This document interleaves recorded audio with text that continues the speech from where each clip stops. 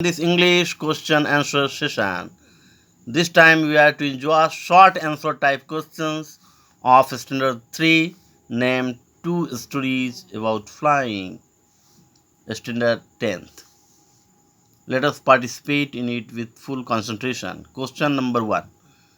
How did the seagull's parents try to make him fly? Answer.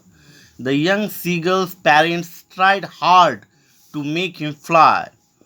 They scolded him and threatened him to let him starve. But the young seagull could not gain courage to fly. Then they taunted him. Finally, the young seagull's mother tempted him with food, which resulted in making him fly. Now come to question number 2. How did the young seagull and his family celebrate his first flight? Answer. When the young seagull started flying, then he was filled with joy and delight. His family came near him and were flying around him. They celebrated the young seagull's first flight. They screamed with joy and praised him. They even offered him pieces of dogfish to eat. Question number 3.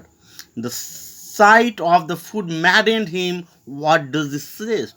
Answer. The phrase, the sight of the food maddened him, suggests that the young seagull was very hungry.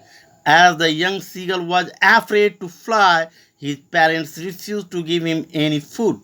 So when he saw food, then his hunger increased. Question number 4. The Oxford Dictionary defines hungry as bad-tempered or irritable as a result of hunger. To what extent can the young seagull's motivation to fly be attributed to being hungry? Support your stance with evidence from the text. Answer. The seagull's family left him alone and he did not eat anything for the whole day. His hunger overpowered his fear and he motivated him to dive towards his mother holding a fish in her beak. Question number 5.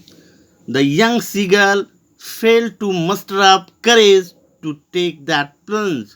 In what way can the reference to the plunge here be both literal and metaphorical?